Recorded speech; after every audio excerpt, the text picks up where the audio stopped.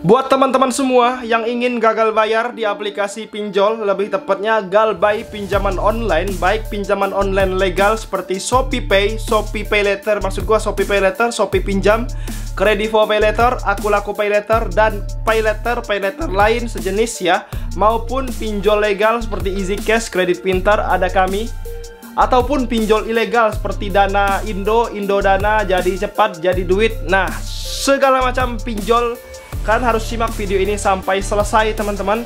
Hati-hati, ini resiko jika kalian galbay di pinjol legal dan ilegal.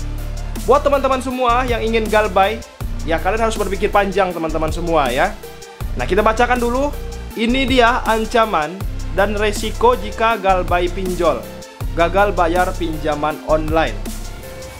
Gagal bayar pinjaman online legal maupun ilegal bisa sangat merugikan diri kita sendiri.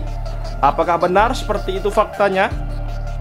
Pinjaman online semakin marak teman-teman semua ya. Di aplikasi Play Store itu sangat banyak pinjaman online yang bisa kalian pakai untuk menggunakan jasa pinjaman uang secara online. Tapi ada resiko yang harus kalian dapatkan, ada resiko yang harus kalian ambil, ada resiko yang harus kalian persiapkan nanti di masa depan.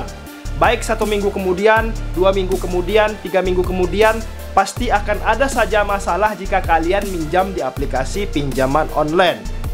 Nah, pinjaman online ada jenis pinjaman yang dapat diajukan dan dikelola secara digital melalui platform atau aplikasi online.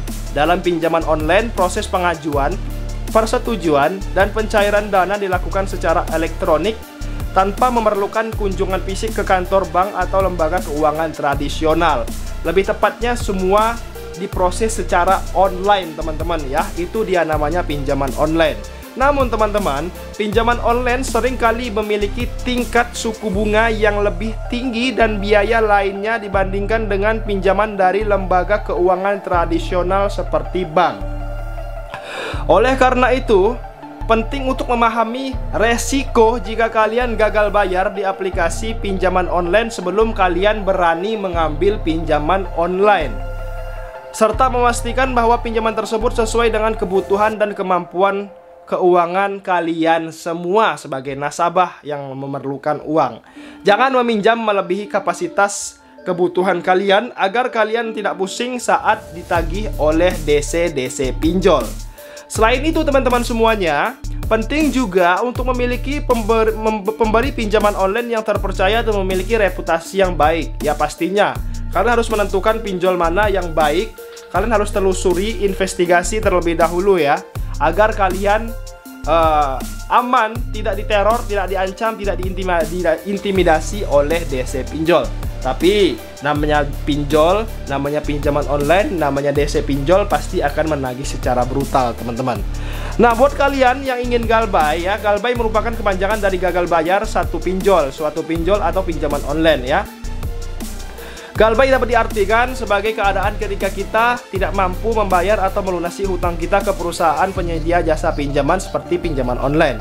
Sebagian orang yang membutuhkan dana segar secara cepat akan memanfaatkan layanan pinjol ini karena proses dana cairnya sangat cepat dan persyaratannya pun mudah.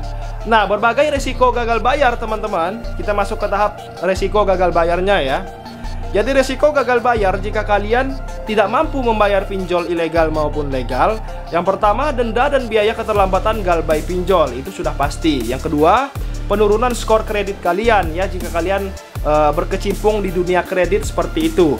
Yang ketiga, penagihan agresif. Penagihan agresif ini adalah ya mereka akan menagih secara agresif teman-teman ya, agar kalian tidak menunggak pinjaman kalian dengan cara menelpon secara berulang-ulang atau mengirim pesan yang berisi intimidasi kepada kalian.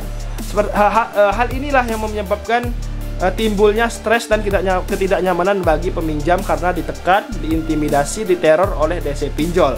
Ya nggak perlu ditangkapin teman-teman ya. Kalau kalian diintimidasi, diancam, diteror, nggak perlu direspon, diamkan saja. Yang keempat, pemotongan dana otomatis. Beberapa pemberi pinjaman online meminta akses ke rekening bank peminjam untuk memudahkan pembayaran secara otomatis. Jika tidak ada cukup dana di rekening pada saat pembayaran, pemberi pinjaman dapat mencoba untuk memotong dana secara otomatis yang dapat menyebabkan biaya overdraft atau penolakan pembayaran lainnya.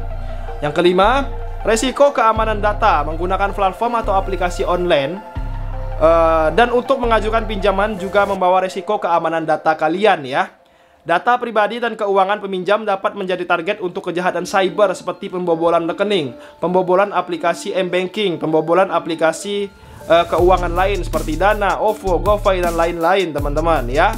Yang keenam, pemutusan hubungan dengan pemberi pinjaman. Gagal membayar pinjaman online secara konsisten dapat mengakibatkan pemutusan hubungan dengan pemberi pinjaman.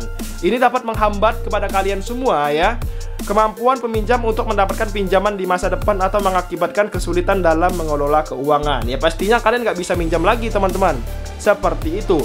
Untuk kalian mengingat resiko-resiko ini yang sangat fatal ya, penting untuk selalu membaca dan menyimak video ini agar kalian memahami syarat dan ketentuan pinjaman sebelum mengajukannya, serta memastikan bahwa pembayaran dilakukan tepat waktu sesuai dengan perjanjian yang telah dibuat.